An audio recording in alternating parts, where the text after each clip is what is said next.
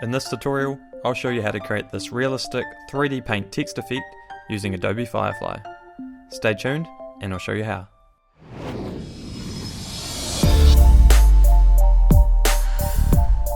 Studio Shepherd. So we're just going to start by creating our text.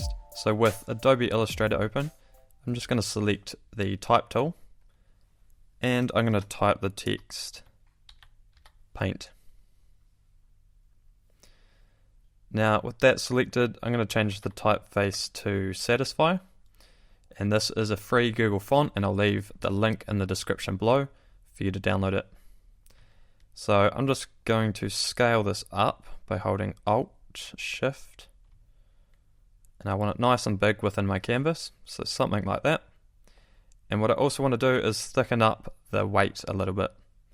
So selecting the stroke, I'm going to give it a black stroke, and I'm going to bump up the weight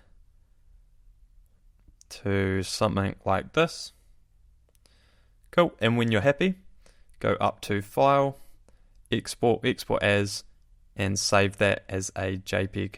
So once you've created your text, we're just going to jump across to Adobe Firefly,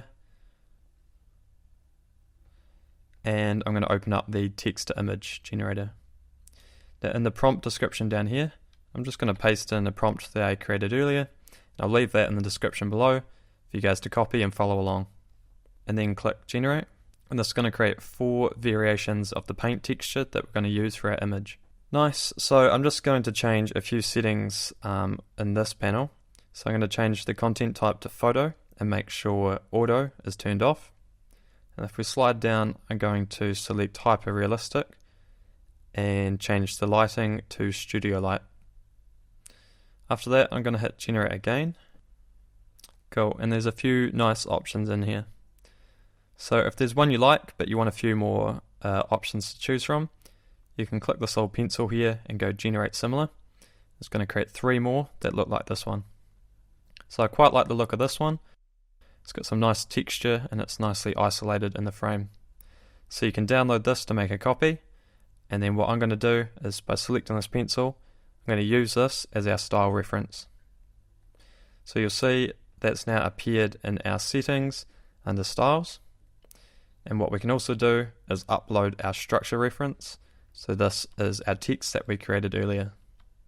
So I'm going to open that, click continue, and make sure the strength slider is set to full.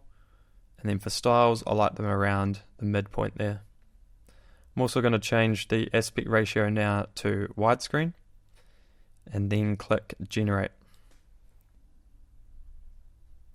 Nice, so this one's looking really good. It's got some nice texture and variation going on, and it's even put it on some, looks like a paper background. So if you're happy with this, you can download it. Otherwise, what you can also do is by going to Edit, you can use this as your new style reference. So once you've done that, click Generate again, and that's hopefully going to create some better results. So there's a few more options in here to choose from. These are looking a little bit more like ketchup. So you can click Generate again and keep doing this until you find one that you like. Once you're at a point that you like, you can start experimenting with different colors by swapping out this section of the prompt. And you'll end up with some results like this. Thanks for watching.